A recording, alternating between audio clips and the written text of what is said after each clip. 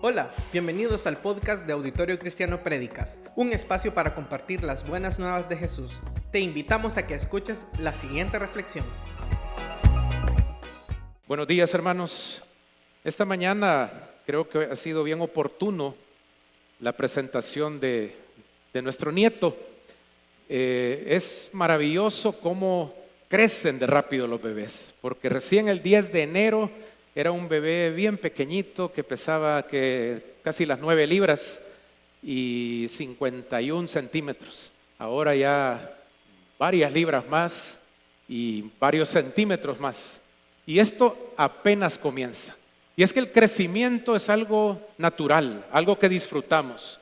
Cuando vemos crecer a nuestros hijos, a nuestros nietos, y vemos que van aprendiendo a caminar, bueno, primero a gatear, a caminar, pasan de ser unos bebés a unos infantes, a unos niños, y llega una etapa en la vida que se llama adolescencia, en donde los cambios también se producen bastante rápido. Y ese crecimiento a veces puede meternos en problemas a los padres. Ahí creo que tienen una imagen que es muy representativa, cuando el crecimiento llega a una etapa de la vida que es bien rápida. Y la mamá, sobre todo, ¿verdad?, le está viendo los pantalones, las camisas, los zapatos a su hijo o a su hija, y de pronto ya le saca el ruedo, ya hasta la costura se le nota ahí, y aún así no le quedan. No hay de otra que ir a comprarle otros pantalones, otros zapatos, otras camisas, porque los muchachos y las señoritas están creciendo. Y eso es bueno. Es bueno, ese es el plan de Dios. El problema es que nosotros a veces no estamos preparados para la velocidad de ese crecimiento. Y nos toca ir a ver el presupuesto familiar, porque antes de lo esperado hay que invertir en nuevos cambios de ropa, nuevos zapatos, empiezan a crecer la dentadura y hay que ir al dentista para que les arregle, y eso es bien caro.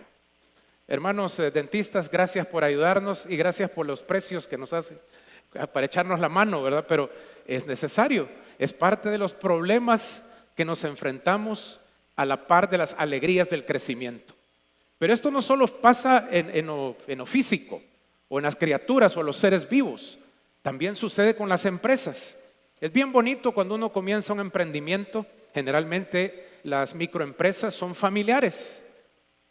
Y en las familias están involucrados a lo mejor los esposos o uno de los hijos o la familia entera. Y qué bonito, ¿verdad? Luchar y trabajar, invertir esfuerzo, recursos, energía. Algunos días no se duerme mucho, otros días se puede uno sacrificar incluso y quitarse paseos familiares, pero el emprendimiento debe crecer. El problema viene cuando la empresa comienza a crecer tan rápido que ya no das abasto y te toca buscar personal, contratar gente que te ayude en el desarrollo de tu negocio, y ya no alcanza el presupuesto y tenés que ir a buscar crédito, financiamiento, invertir en equipos, invertir en sistemas de administración.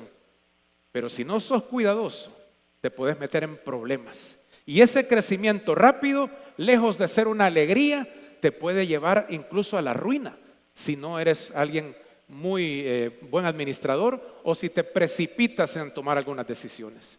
Y algunos que son emprendedores saben de lo que estoy hablando y lo que cuesta y lo desgastante que puede ser el crecimiento rápido. Pero ¿qué pasa con la iglesia, hermanos? ¿Qué pasa con el pueblo de Dios? Dios sin duda quiere que crezcamos en todo, incluso numéricamente. Y es una gran alegría ver esta congregación creciendo. Dios se goza en eso y nosotros también. Qué bonito. Pero el crecimiento de la iglesia nos trae, al igual que el crecimiento físico y el crecimiento de las empresas, también nos trae retos y nos puede crear también problemas. ¿Cómo vamos a superarlos? Sin duda, hermanos, que en el libro lleno de sabiduría que Dios nos ha dejado, tenemos los principios con los cuales nosotros también podemos crecer en sabiduría, en conocimiento que acompañe el crecimiento numérico y el crecimiento espiritual de cada uno de los miembros de la iglesia. Acompáñenme, porque vamos a buscar en la palabra de Dios algunos principios que fueron usados desde el inicio, desde el origen de la iglesia primitiva y que siguen siendo útiles para la iglesia del siglo XXI. Hechos capítulo 2, vamos a leer del versículo 41 al 47. Si lo va encontrando, nos vamos poniendo de pie como reverencia a la palabra del Señor.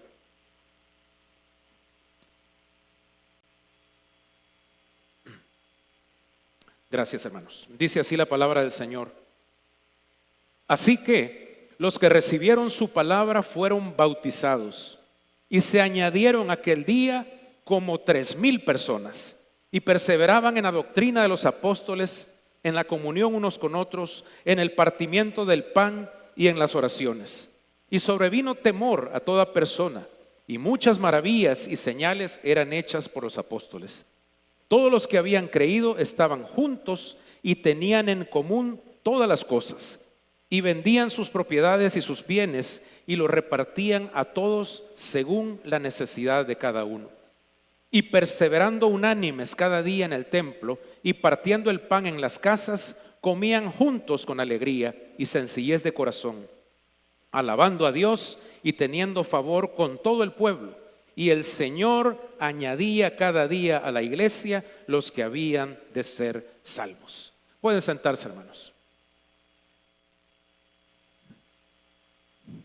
Llegó el día de Pentecostés, como lo conocemos nosotros.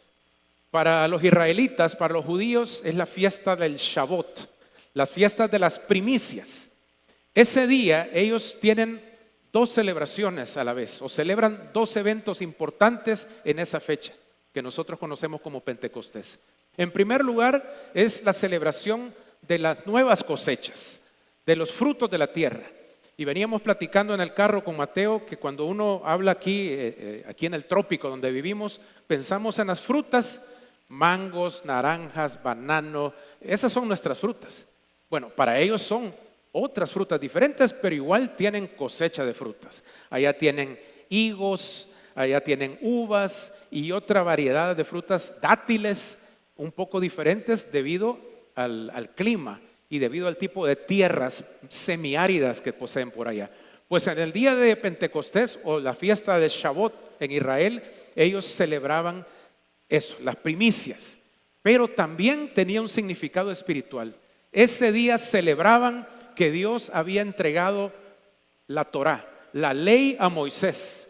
Dios había descendido al monte Sinaí y le había entregado a Moisés la ley. Cómo el pueblo de Dios debía llevar su vida, cómo iban a tener un propósito como nación de dar testimonio del Dios de los cielos. Así que la fecha de Pentecostés no es un accidente ni una casualidad, porque justamente con ese significado que tenía para Israel, ese día, esa celebración, el Espíritu Santo del prometido desciende sobre la iglesia. Desciende ya no para entregarle una ley escrita en tablas de piedra o en rollos escritos sobre piel de animales, sino como lo había prometido, desciende para escribir la ley de Dios en nuestros corazones. Y en ese momento había reunión de miles de personas en Jerusalén, porque esa fiesta del Shavuot es una de las fiestas de peregrinaje. ¿Qué quiere decir esto? Que muchos de los creyentes, de los judíos, israelitas y prosélitos, iban a Jerusalén para adorar, iban para la celebración de la fiesta. Entonces se habían congregado miles de personas. Y justamente en ese momento de la historia, Dios desciende en la persona del Espíritu Santo y se manifiesta de una manera espectacular, que ya sabemos.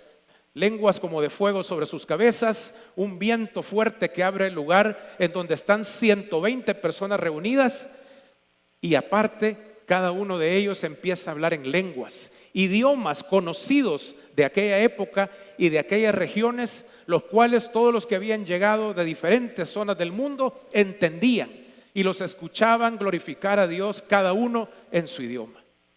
Esto que parecía un caos, en realidad no lo era. Eran señales de lo que había sido prometido. El Espíritu Santo de Dios desciende y nace la iglesia. Pero sucede algo interesante, porque aquí en este momento el apóstol Pedro se pone de pie y hace uso de las llaves del reino de los cielos que Jesucristo le había anticipado allá en el Evangelio de Mateo 16:16, cuando le dice: y a ti te daré las llaves del reino de los cielos. Y en este momento Pedro hace uso de esas llaves, abriendo el reino de los cielos para aquellos miles de israelitas que habían llegado a la fiesta de Shavuot. Tomando la palabra, expone el Evangelio y proclama a Jesucristo, ese que habían visto crucificado y que había sido sepultado, y que también para ellos como apóstoles, testigos oculares de estos hechos, también lo habían visto resucitado. Y les dice: Él es el Mesías, Él es el ungido de Dios, Él es el Señor que estuvimos esperando por siglos y siglos. Lo que no se esperaba Pedro ni los apóstoles es lo que pasa, que acabamos de leer en el versículo 41. Y los que recibieron su palabra fueron bautizados, y se añadieron aquel día como 3,000 personas. Imagínense que un día tenemos una actividad evangelística, invitamos a nuestros amigos, a nuestra familia, y nos vienen 3,000 personas. Y les compartimos el evangelio y se convierten. Díganme, hermanos, ¿qué vamos a hacer? ¿Qué hacían aquellos 12 con 3,000 nuevos creyentes en el mismo día? Esa iglesia naciente pasó de 120 a más de 3,000 en el mismo día. Maravilloso, espectacular, un crecimiento explosivo. Pero hay que poner atención de dónde proviene ese crecimiento. ¿De dónde proviene? Porque el problema que vivimos en el siglo actual y en los siglos anteriores de la iglesia es que muchas veces, y aquí viene el primer problema, el primer peligro, es que la iglesia se ha apartado en algunos momentos del fundamento, de estos fundamentos que están en la palabra de Dios, fundamentos antiguos que fueron establecidos desde el mismo origen de la iglesia.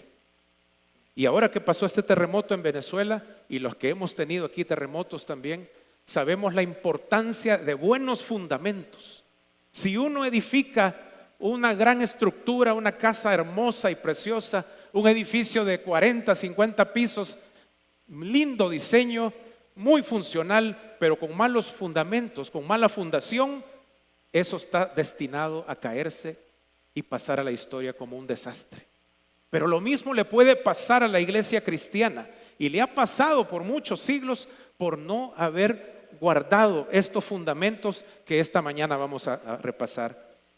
Muchas veces se ha querido manejar a la iglesia como una empresa, y muchas congregaciones todavía piensan que la iglesia es un derecho de un grupo familiar, y una sola familia es, por decirlo así, la que administra o la dueña de la congregación.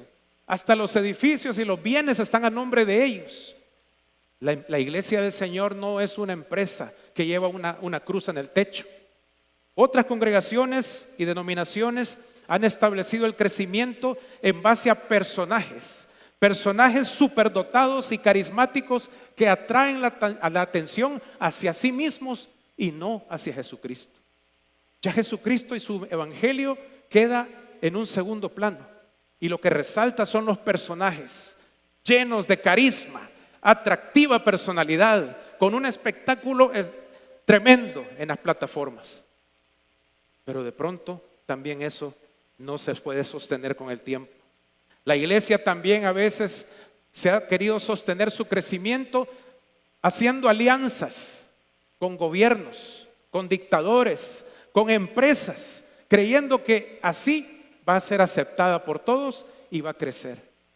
Y a través de los siglos hemos visto cómo la iglesia se dividió, y unos grupos que se aliaron con poderes políticos del momento incluso persiguieron a los demás cristianos, escondieron por siglos la palabra de Dios, prohibieron tenerla en el idioma del pueblo, y hubo miles, cientos de miles, por no decir millones de personas asesinadas por pretender compartir el mensaje de Dios. ¿Por qué? Porque la iglesia quería crecer aliándose con los poderes mediáticos, políticos y económicos de esa época. Los apóstoles como Pedro y los demás eran hombres sencillos, hombres humildes, sin educación, que cuando fueron llevados allá en Hechos capítulo 4, usted lo puede seguir leyendo, fueron llevados delante del Sanedrín, los mismos sacerdotes y políticos decían: estos son hombres sin letras, estos son simples pescadores, gente ignorante y pobre, pero se nota que han estado con ese Jesús, porque el testimonio de sus vidas y la obra milagrosa que estaban llevando a cabo no lo podían negar, y le tenían miedo al pueblo porque se habían dado cuenta que con ellos había un poder que nadie podía detener y que nadie podía negar, y es el poder del Espíritu Santo. Y ese poder se había manifestado. Ahora, veamos lo que pasa después de esa predicación. Los miles de judíos que han llegado a la celebración del Shabbat o de Pentecostés para nosotros quedan maravillados, asombrados de las manifestaciones de poder que el Espíritu Santo ha dado. Pero mire lo que sucede, porque Pedro inmediatamente toma la palabra y empieza a citar el cumplimiento de varias profecías. Y aquí le voy a pedir que vayamos al libro de los Salmos, Salmos capítulo 16, porque Pedro comienza a citar las Escrituras, hermanos.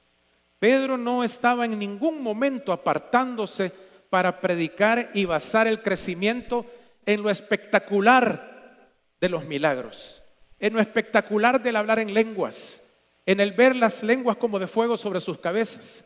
Eso fue lo que le llamó la atención a la gente, pero Pedro inmediatamente toma las Escrituras y versículo por versículo comienza a explicar y a exponer qué es lo que ellos están viendo. Y el Salmo 16:10 dice: porque no dejarás mi alma en el Seol, ni permitirás que tu santo vea corrupción. Un poquito más adelante, Salmo 110:1, hay otra profecía que Pedro usa en ese discurso. Dice Salmo 110:1: Jehová dijo a mi Señor: siéntate a mi diestra hasta que ponga a tus enemigos por estrado de tus pies. Estos son los versículos y otros más, como también usó Joel capítulo 2, versículos 28 y 29. También los usó para decirle a los israelitas: se están cumpliendo las Escrituras, se están cumpliendo las profecías que los profetas en antigüedad ya habían dejado patente en los rollos de las Escrituras. Entonces, hermanos, nos damos cuenta que para que podamos crecer, para tener un buen fundamento, lo primero que debe hacer la iglesia es tomar estos principios. Y dice el versículo 42 de Hechos 2: y perseveraban en la doctrina de los apóstoles. Esta es la doctrina de los apóstoles, hermanos. No son nuevas revelaciones que Dios le va a dar a personas superdotadas. La doctrina de los apóstoles y profetas tiene que ver con el cumplimiento de las Escrituras. Lo que Pedro le está compartiendo a los israelitas esa mañana, porque eran más o menos las 9 de la mañana cuando esto sucedió, les está diciendo: esto es lo que está escrito. Este es el cumplimiento de lo que nuestros profetas nos anticiparon en los Salmos, en Joel y en otras muchas secciones de las Escrituras. También el testimonio de ellos como testigos oculares de la vida de Jesucristo y de su resurrección también se convertía en parte de esta palabra que él llevó a cabo en aquella ocasión. Lo que Pedro hizo deberá ser siempre nuestro fundamento en el día de hoy. Nos venimos para nuestro tiempo, para el siglo XXI. Definitivamente, como iglesia, como congregación, como pastores, como miembros del cuerpo de Cristo, de una denominación como la Misión Centroamericana, vamos a seguir mientras estemos aquí, mientras el Señor nos tenga, enseñando la Biblia. Esta es la guía que tenemos para nuestras vidas. No hay otra palabra. Esto es. Y toda la Escritura, toda, ha sido inspirada, soplada por Dios, para que nosotros estemos enteramente preparados para toda buena obra. No hay otro lugar, no hay otra fuente de sabiduría. Nos tenemos que mantener en la enseñanza bíblica, cristocéntrica, no en el entretenimiento, no en cursos de superación humana, no en motivación de otro tipo. en cuanto que vamos a buscar beneficios económicos, de ninguna manera. Ni con los niños en EVI, ni con los jóvenes, ni con los adultos mayores, ni la congregación reunida nos vamos a apartar, y no debemos hacerlo de esta santa palabra de Dios. Perseveremos constantes, como lo hizo la iglesia primitiva, porque esa es la palabra que aparece. Y perseveraban, es decir, eran constantes, era diario en la doctrina que estaba en las Escrituras.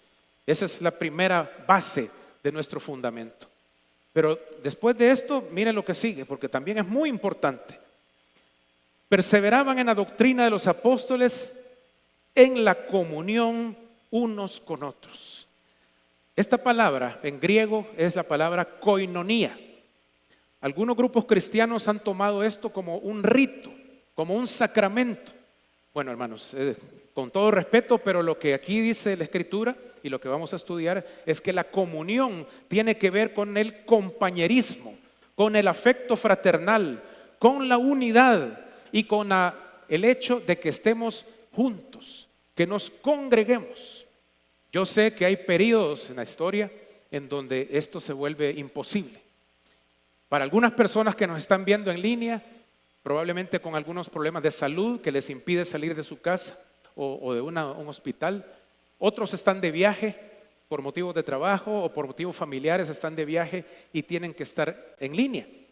En la época de la pandemia, hace unos pocos años, a todos nos tocó estar en línea.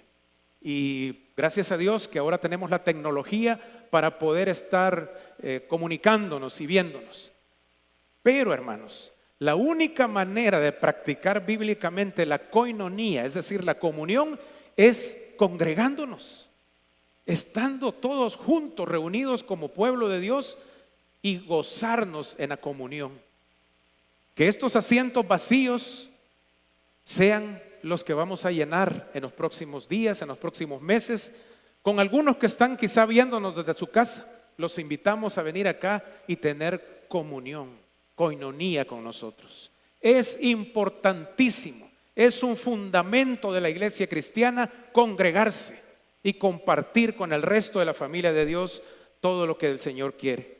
Acompáñame a Filipenses. Vamos a ir a Filipenses capítulo 2 para que veamos también algo muy importante. Filipenses capítulo 2, versículos 1 y 2.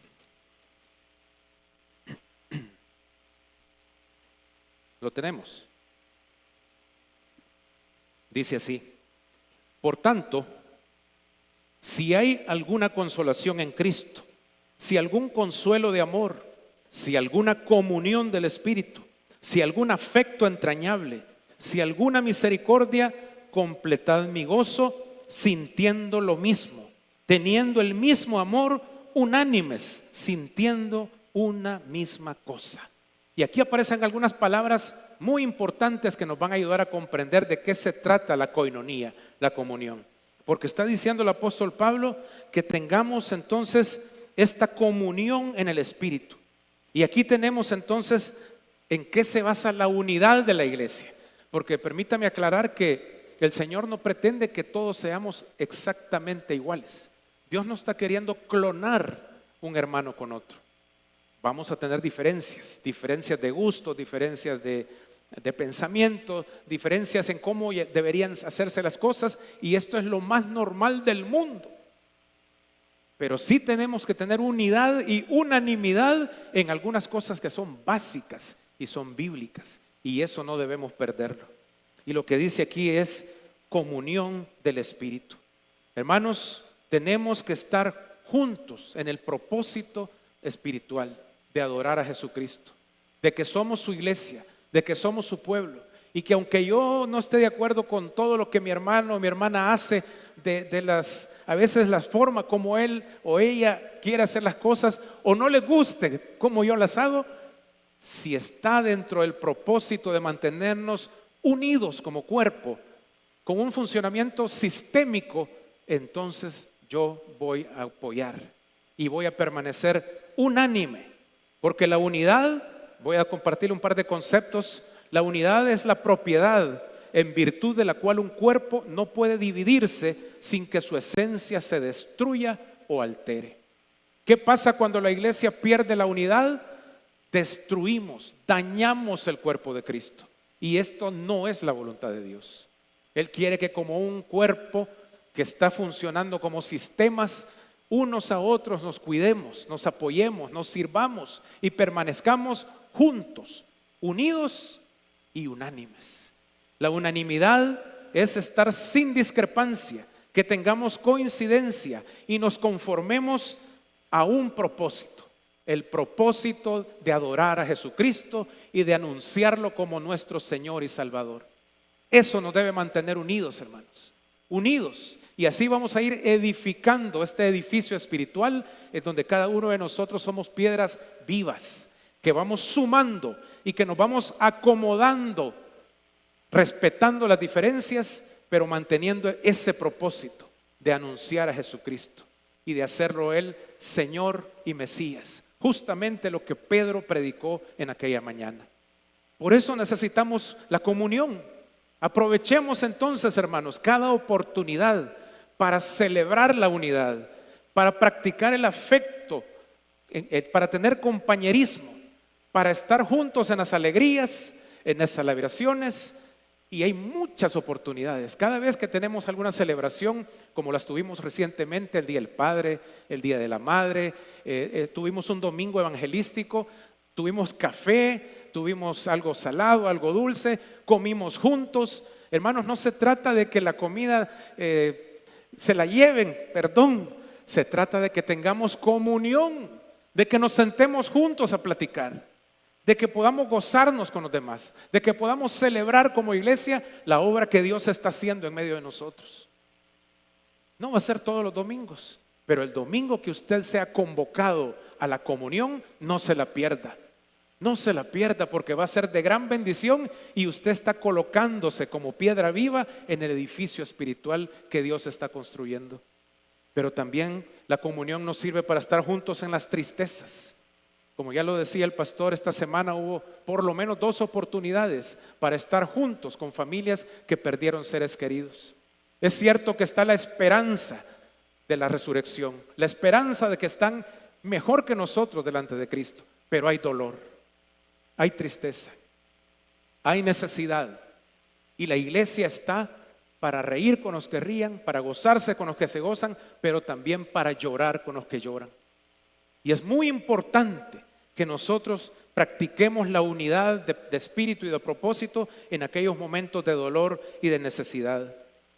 Esta comunión muchas veces se hace difícil y en la medida que vamos creciendo en número, se nos va a representar como un gran reto tener y guardar la comunión. Es normal. ¿Cómo podemos ejercitarnos como iglesia para guardar la unidad del cuerpo y seguir creciendo en la comunión? A través de los diferentes ministerios. Para eso están los grupos de hombres, que primero Dios se levanten hombres, Dios levante hombres aquí para que dirijan un ministerio dedicado a nosotros y podamos hacer grupos de hombres. Para eso está el ministerio de mujeres, grupos de mujeres que se reúnen cada semana, cada 2 semanas, para tener comunión y adorar al Señor y aprender de su palabra. Para eso están los grupos juveniles que también se reúnen. Para eso están los grupos de los niños. Para eso está el grupo de adultos mayores, para tener comunión. En la medida que crecemos en número, vamos a necesitar crecer en grupos pequeños para tener comunión y guardar la unidad de propósito. Eso es lo que la palabra del Señor nos enseña. Volvamos al texto de Hechos, porque hay 2 cosas más que la iglesia practicaba y que se constituyen también en el fundamento de lo que nosotros debemos hacer en la medida que vamos creciendo. Esta que viene dice: en la comunión unos con otros y en el partimiento del pan. No voy a tomar mucho tiempo en esta, porque a partir del próximo domingo y cada celebración de la mesa del Señor, nuestro pastor Germán y no sé, tal vez los demás pastores también, vamos a compartir con ustedes algunos principios del significado de la mesa del Señor. Pero la iglesia primitiva dentro de sus fundamentos tenía la práctica de dos ritos: el bautismo, que es lo que practicamos nosotros acá. Toda aquella persona que creía en Jesucristo inmediatamente era bautizada, porque el bautismo es la marca visible delante de los demás hombres de que me identifico con la fe de Jesucristo. A través de mi entrada a las aguas bautismales, soy sumergido en semejanza de la muerte y sepultura de Cristo, y al salir de las aguas es una semejanza de la resurrección para nacer a una vida nueva. Todo aquel creyente que aparece en las Escrituras, que aparece en el libro de los Hechos y en las cartas, fue bautizado inmediatamente después de haber creído. Si usted no ha procedido a bautizarse y lo está pensando, hágalo de inmediato, porque es parte, por decirlo así, es la llave para entrar a la iglesia, el bautismo. Por supuesto, habiendo creído en Jesucristo. Pero la otra práctica tiene que ver, o el otro ritual tiene que ver con la celebración de la mesa del Señor. Nosotros como creyentes, como cristianos, como iglesia, no estamos celebrando la Pascua judía. Cuando Jesucristo se sienta en lo que llamamos la última cena con sus discípulos y celebran la Pascua, ese mismo evento, en esa misma noche, Él le da un nuevo significado a la Pascua. Deja de ser la celebración que solamente conmemoraba la salida de Egipto, que conmemoraba la liberación de la esclavitud. Dejó de ser aquella sangre de un animal, de un cordero que había sido sacrificado y cuya sangre aplicado en las dinteles de las puertas los había salvado del ángel de la muerte.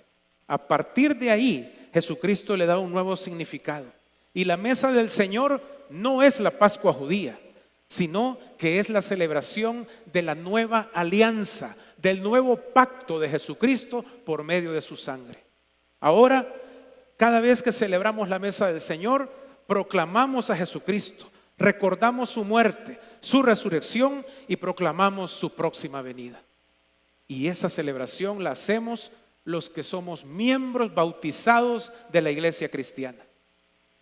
¿Cada cuánto se debe celebrar? Y todos los demás detalles lo vamos a platicar el próximo domingo. Pero Jesucristo nos deja este significado y la iglesia cristiana la comienza a celebrar perseverando en ello cada vez que se reunían o cada cierto tiempo. Esto cada congregación lo decide, pero la iglesia comenzó a celebrarlo y a tener la celebración de la mesa del Señor como algo muy íntimo, muy espiritual y con un significado muy profundo.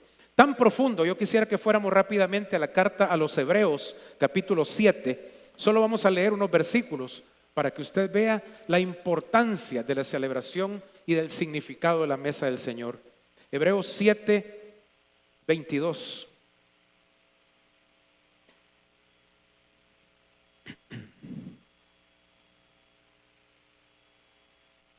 Dice: por tanto, Jesús es hecho fiador de un mejor pacto, y los otros sacerdotes llegaron a ser muchos debido a que por la muerte no podían continuar, mas este, por cuanto permanece para siempre, tiene un sacerdocio inmutable, por lo cual puede también salvar perpetuamente a los que por él se acercan a Dios, viviendo siempre para interceder por ellos. Porque tal sumo sacerdote nos convenía, santo, inocente, sin mancha, apartado de los pecadores y hecho más sublime que los cielos, que no tiene necesidad cada día, como aquellos sumos sacerdotes, de ofrecer primero sacrificio por sus propios pecados y luego por los del pueblo, porque esto lo hizo una vez y para siempre, ofreciéndose a sí mismo. Porque la ley constituye sumos sacerdotes a débiles hombres, pero la palabra del juramento posterior a la ley, al Hijo hecho perfecto para siempre. La celebración de la mesa del Señor como iglesia nos deja claro que no hay más necesidad de sacrificio continuo de animales. No hay más necesidad de intercesores que acudan allá al lugar santísimo en nuestro nombre. No hay más necesidad de un sacerdocio humano que esté año con año, primero pidiendo por sus pecados y luego orando por los pecados nuestros. No hay necesidad de más peregrinaciones para ir a buscar a Dios a lugares sagrados. Jesucristo, hermanos, lo hizo todo, absolutamente todo. Y Él es mediador de un mejor pacto que el que había en antigüedad, y eso es parte de las cosas que la mesa del Señor representa para nosotros como iglesia. Y vamos a ir rápidamente al siguiente principio de la iglesia que practicaban ellos, porque después de que se habla del partimiento del pan, dice en las oraciones. La oración es el oxígeno del creyente, es el oxígeno que la iglesia respira. Con ella tenemos la oportunidad de acercarnos al trono de la gracia a través del nuevo camino del que acabamos de leer en Hebreos, ese nuevo camino que Jesucristo abrió por medio de él directamente hasta el lugar santísimo. El velo del templo se partió de arriba a abajo y ahora los hijos y las hijas de Dios tenemos a través de la oración acceso a ese trono de gracia. Y a través de ese trono de gracia podemos descansar y tener paz. Y no afanarnos por nuestros temores, por nuestras necesidades, por nuestras enfermedades, sino que podemos descansar en Dios por medio de la oración. El Señor tiene el control de todo, hermanos, y nunca llega tarde, aunque a nosotros nos parezca. Nunca llega tarde. Si le estamos orando a Dios, si vamos delante de Él con oración, con ruegos, con súplica y con acción de gracias, creamos que Él nos va a responder. Porque si seguimos angustiados, si seguimos sin poder dormir, entonces ¿para qué estamos orando si no le creemos? Él es Señor, está en su trono de gloria y majestad, y su gobierno es sobre todas las cosas visibles e invisibles, sobre todos seres espirituales o físicos y sobre toda circunstancia. Y nos ama y cuida de nosotros. Y también nos tiene preparado un lugar donde estemos con Él para gozarnos y llegar a entender todas las cosas que ahora no entendemos. Porque recuérdese que estamos viendo como por espejo, sombras, pero un día vamos a estar con Él y vamos a ver las cosas como Él las ve. Y vamos a entender todas las cosas que ahora no entendemos. Pero mientras tanto, a través de la oración delante de Él, a través de la intercesión por otros, creamos. Confiemos y tengamos paz, porque eso es lo que la iglesia oraba. Ellos oraban, no, Señor, quita la persecución. Mira cómo nos persiguen las autoridades, los sacerdotes. Mira cómo los romanos nos maltratan. La oración de ellos era, Señor, acuérdate de ellos y danos valor para seguir predicando el evangelio. Es una oración ejemplarizante para nosotros. Porque la iglesia nunca fue para esconderse y dejar de predicar, sino que se protegieron como pudieron y confiaron en Dios para seguir adelante con el ministerio de proclamar a Jesucristo. Pero hermanos, uno encuentra la iglesia primitiva y dice, bueno, entonces esta iglesia siguió creciendo. Sí, hermanos, en la segunda ocasión que Pedro tomó la palabra se convirtieron, ¿cuántos? 5,000. 5,000. Siguió creciendo. Y de todos aquellos miles que se convirtieron cuando llegaron a la fiesta de Shavuot o de Pentecostés, muchos eran prosélitos, judíos de otras ciudades que regresaron a sus ciudades y seguramente llevaron el testimonio de Jesucristo a muchos lugares. La iglesia siguió esparciéndose, siguió creciendo, y a través de este crecimiento empezaron a aparecer algunos problemas prácticos como los que nosotros estamos teniendo. Ya mencionaba el pastor el problema del parqueo. Es un problema práctico. Y uno diría, eso no tiene nada de espiritual. Es un problema que se puede resolver con acciones prácticas. ¿Sabe qué? Correcto. Es correcto. Y quiero mostrarle un par de pasajes aquí mismo en el libro de Hechos, donde la iglesia tuvo que enfrentar problemas prácticos y los resolvieron tomando decisiones prácticas pero espirituales. Acompáñeme un par de capítulos más adelante, porque en el capítulo, al final del capítulo 4 de Hechos, aparece un personaje que se llama Bernabé. Versículo 36, Hechos 4:36. Dice, entonces José, ¡hey, qué bueno, tenía mi nombre! A quien los apóstoles pusieron por apodo o sobrenombre Bernabé, que traducido es hijo de consolación, levita, natural de Chipre, como tenía una heredad, la vendió y trajo el precio y lo puso a los pies de los apóstoles. Qué hermoso, hermanos. Había necesidad. Había muchos hermanos de la iglesia que eran pobres, que no tenían nada, pero habían algunos hermanos de la iglesia que eran ricos, que el Señor había prosperado sus negocios, sus empresas, y eran ricos. Bernabé era uno de estos que tenía posesiones materiales, probablemente de familia rica, pero también era un hombre de fe, profundamente espiritual. Y su apodo Bernabé, que es hijo de consolación, nos habla de un hombre que era movido a tomar acciones, movido a misericordia y obrar para tratar de ayudar a los que tienen necesidad. Aquí hay una respuesta práctica. Vendo mi propiedad y de lo que se vendió la propiedad, aquí está la ofrenda, apóstoles, para que ustedes compren todo lo que se necesita y ayudemos a los más necesitados de la iglesia. Práctico, pero que viene de un corazón espiritual. Eso es lo que el Señor sigue haciendo en este tiempo. Estos aires acondicionados es algo, una solución práctica para el calor que padecíamos. Pero Dios movió voluntades de muchos aquí. Unos en la medida que tenían y otros más, según el Señor les ha prosperado. Y de acuerdo a una decisión movida por el Espíritu Santo, ustedes ofrendaron y ahora tenemos aire acondicionado. Esta es una solución práctica de una motivación espiritual. El parqueo, hermanos, es un problema práctico. Y ya el pastor pidió disculpas un par de domingos y perdón por las incomodidades, porque lo van a dejar tapado, porque va a tener que dejar su teléfono para que le llamen y recordar de que hay que ir a sacarlo. Perdón de todo corazón a los que se tuvieron que ir un par de domingos porque ya no hallaron dónde dejar sus vehículos. Pero el Señor ya proveyó una solución, hermanos. No les puedo dar todos los detalles, como decía el pastor Germán, pero Dios ya proveyó un parqueo. Y en las próximas semanas les vamos a dar los detalles. Es una decisión práctica, pero también tiene un trasfondo espiritual. Porque Dios ha movido el acuerdo entre instituciones cristianas para que nos juntemos en un propósito, en adorar a Jesucristo. Y a través de eso, proveer una solución de parqueo para cada uno de nosotros. Soluciones prácticas con motivación espiritual. Pero cuando esto comienza a suceder y la iglesia sigue creciendo y todos nos gozamos de ver la iglesia llena, las sillas que ya no dan abasto, así como estaban allá en Jerusalén, con miles de creyentes reuniéndose a donde podían, en las casas, en el atrio del templo, donde podían se reunían.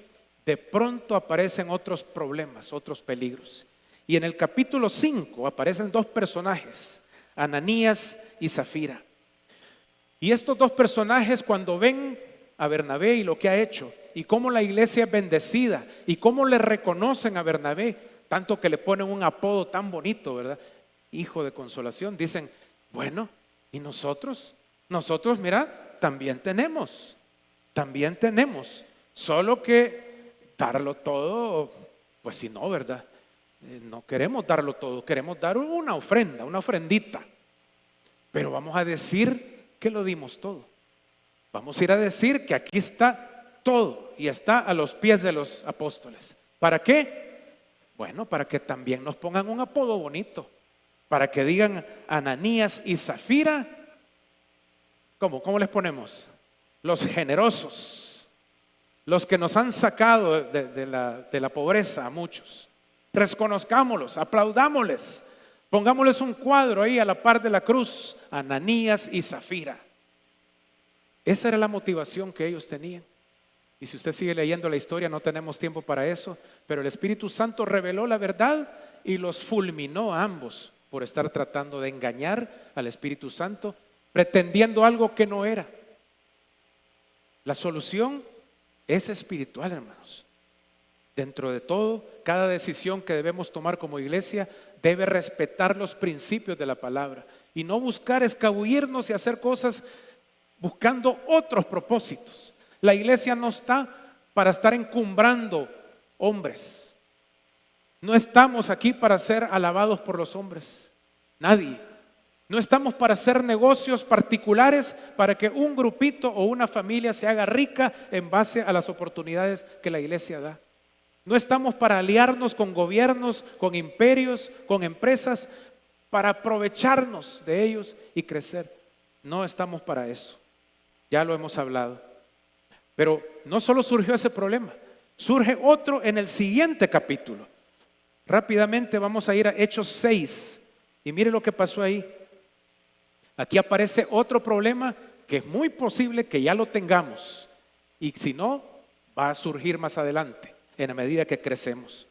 Dice Hechos 6:1, en aquellos días, como creciera el número de los discípulos, siguió creciendo la iglesia, hubo murmuración de los griegos contra los hebreos. Apareció otro gran problema, la murmuración. Empezaron unos a hablar de los otros. Pero es que estos, mira, ve cómo tienen privilegios. Ellos sí se dan la gran vida y los demás pasando necesidad. Estos judíos de aquí de Israel, solo entre ellos hacen su grupito. Y todos los demás que son prosélitos, es decir, helénicos se les llama, los helenistas eran aquellos judíos que habían sido criados bajo la cultura griega.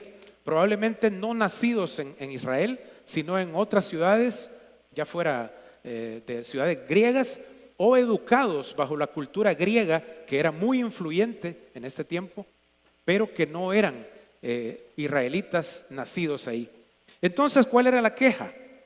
Que al multiplicarse el número de los creyentes, habiendo mucha necesidad, pero también proveyendo Dios para esa necesidad a través de las familias ricas de aquella que pertenían a la iglesia, empezó la murmuración y el descontento porque los de habla griega se quejaban que los de habla hebrea no atendían a las viudas, las discriminaban. Y entonces había que resolver esta murmuración, esta queja que era genuina, era genuina. Quizá usted, hermano, hermana, está pensando, mire, aquí deberíamos hacer esto, deberíamos mejorar los salones para los niños porque ya no caben. Deberíamos tener mejor servicio de bienvenida a los visitantes. Deberíamos trabajar en parqueos. Deberíamos tener gente amable y paciente en los parqueos para ayudar a entrar y salir en los horarios de culto. Sí, tiene razón. No es una murmuración, aunque podría llegar a serlo, pero ese era el tipo de quejas que hubo en la iglesia de Jerusalén. Están atendiendo primero, dándole prioridad y siendo discriminadas las mujeres de los griegos y las viudas de los judíos. Ellas sí tienen toda la atención, el cuidado y la provisión. ¿Qué tienen que hacer los apóstoles? ¿Qué tienen que hacer aquellos que están dirigiendo la iglesia? Veamos lo que hicieron. Dice el versículo 2, Hechos 6:2. Entonces los 12 convocaron a la multitud de los discípulos y dijeron: no es justo que nosotros dejemos la palabra de Dios para servir a las mesas. Esto es lo primero, hermanos. Dentro del cuerpo de Cristo, cada parte del cuerpo tiene una función que debe cumplir. Yo quisiera decirle, pastores Ricardo, Germán, el otro domingo nos vamos a los parqueos. Nos vamos a conseguir un bate cada uno. No, eso no, el bate no. No, nos vamos a armar de paciencia y vamos a ir a estacionar a todos los hermanos para que cada quien tenga un lugar. Y cuando terminemos de ubicarlos, nos venimos a predicar. Van a ir siendo como las 12 del mediodía, ¿verdad? Entonces no sé si ustedes quieren que procedamos de esa manera. Allá me están diciendo que no. Entonces hay que tomar decisiones prácticas. ¿Qué hicieron ellos? Lo que nosotros tenemos que hacer. Buscad pues, hermanos, de entre vosotros a 7 varones. Ahí está la solución. Busquen a 7 varones para que sirvan a las viudas de los helénicos, de los griegos. Pero estos varones no eran cualquiera. No es el que iba pasando. No es el que estaba desocupado durmiéndose en las sillas de allá del fondo. A propósito, nadie se está durmiendo. Solo lo pongo como ejemplo, ¿verdad? Pero no fueron a esos a los que llamaron. Dice 7 varones de buen testimonio, llenos del Espíritu Santo y de sabiduría, a quienes encarguemos este trabajo. Y nosotros persistiremos en la oración y en el ministerio de la palabra. Agradó la propuesta a toda la multitud y eligieron, mire los nombres: Esteban, varón lleno de fe y del Espíritu Santo; a Felipe, a Prócoro, a Nicanor, a Timón, a Pármenas y a Nicolás, prosélito de Antioquía. ¿Sabe una cosa, hermano? Los 7 tienen nombres griegos. ¿Qué le dice esto? De los que estaban quejándose, les dice: ustedes, hermanos, que tienen la queja, saquen a 7 hombres de buen testimonio, llenos de sabiduría y llenos del Espíritu Santo. Y dentro de ese grupo surgen estos diáconos, servidores, que vienen a solucionar de manera práctica lo que la iglesia estaba padeciendo y acabar así con la murmuración. Hermanos, cuando tengamos ese nuevo estacionamiento disponible, espero que muy pronto, vamos a necesitar hombres y mujeres con estas características, llenos del Espíritu Santo, sabios, de buen testimonio, para que nos ayuden a organizar, llenos de paciencia para guiar a los hermanos, o para irnos a traer a nosotros al otro parqueo, porque nosotros vamos a ir a parquearnos allá. Está como que 300, 400 metros de distancia. Vamos a ir a dejar nosotros, los pastores, los ancianos y los encargados de ministerio, los primeros. Vamos a ir a dejar nuestros carros allá para que ustedes, hermanos, tengan espacio aquí. Y necesitamos de hombres y mujeres llenos del Espíritu Santo, pacientes y llenos de sabiduría, para que nos ayuden a idear un sistema de cómo traer a la gente, llevarla y poder servirles de la mejor manera. Eso lo vamos a hacer práctico, pero sin abandonar los principios espirituales. Y solo quiero terminar leyendo la última parte del Salmo 78. Ayúdeme a buscarlo ahí rapidito para que vayamos terminando. Sé que se ha hecho un poquito tarde, pero es que también empecé tarde.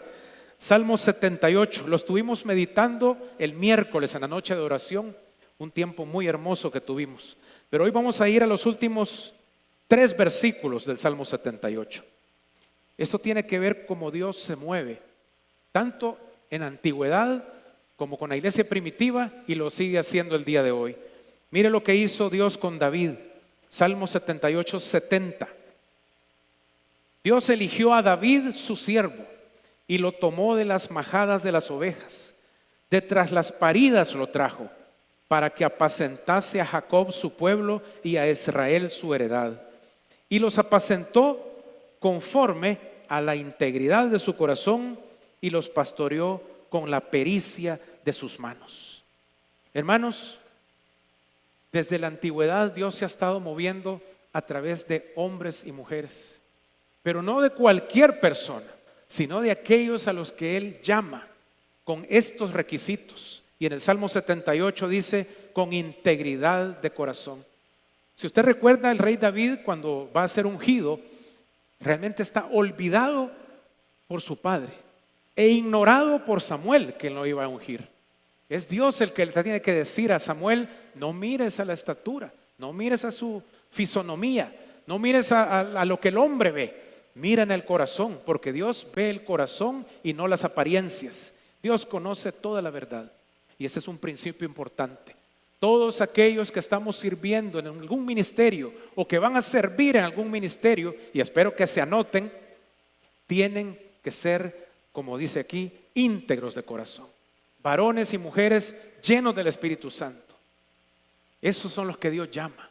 Y no es un llamado de los hombres. Cada vez que vamos a necesitar maestros para el seminario, para los niños, personas que se encarguen de los grupos pequeños, mujeres que compartan en los grupos también, necesitamos gente con corazones íntegros. Y es un llamado que Dios les hace, a veces con rostro humano, pero es Dios el que lo llamó a servir.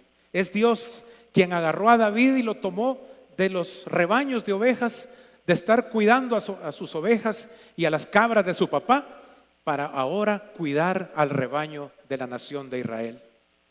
Así Dios te puede llamar a ti a servirle. Y los que ya le estamos sirviendo en algún ministerio, Dios nos ha llamado para que seamos ahora pastores y servidores en diferentes áreas del ministerio según la necesidad que se dé.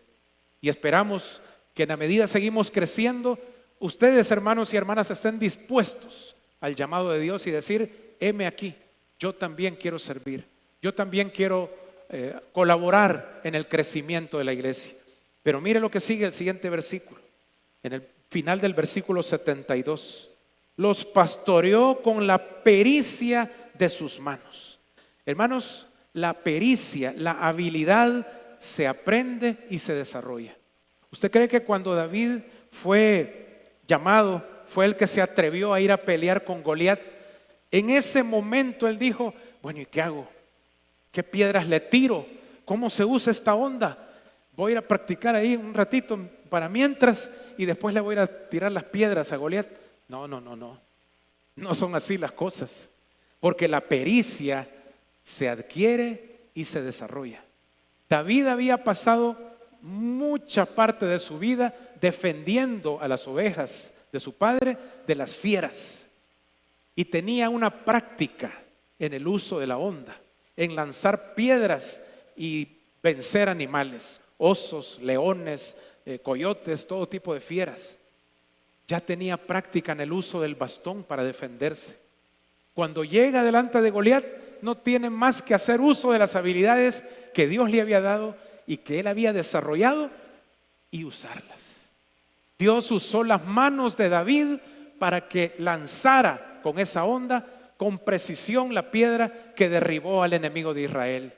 De igual manera, Dios va a usar tus manos, las habilidades que ya tienes y que puedes desarrollar para que tú le sirvas en la iglesia al cuerpo de Cristo. Esas habilidades no solo son para que tú saques provecho, qué bueno, que Dios prospere y multiplique tus habilidades, tus negocios, tu profesión, tu oficio.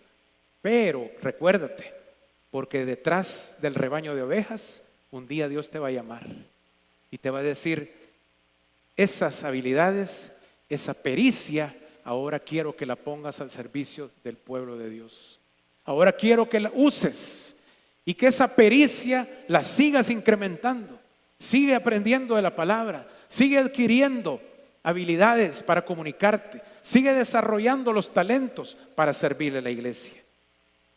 Creo que nos deja una gran lección la iglesia primitiva y David, para que como iglesia, en la medida que sigamos creciendo y sigan surgiendo estos problemas, estos retos, nosotros también tengamos la sabiduría que tuvieron los apóstoles para poder seguir creciendo en unidad con el propósito de anunciar a Jesucristo como Señor y Salvador, para guardarnos y cuidarnos en la comunión unos a otros, para celebrar la mesa del Señor juntos en armonía y para llenar nuestros corazones de esperanza anunciando su próxima venida. Mantengamos nuestros ojos en la palabra, esta es la guía. Mantengamos nuestros corazones en Jesucristo, Él es la cabeza de la iglesia, y mantengamos nuestra mente en la esperanza bienaventurada de su próxima venida. A Él sea la gloria y la alabanza por los siglos de los siglos. Dios los bendiga, hermanos. ¿Estás listo para más mensajes? Te esperamos todos los domingos a las 10 de la mañana y los miércoles de En Familia a partir de las 7 de la noche. Somos Auditorio Cristiano.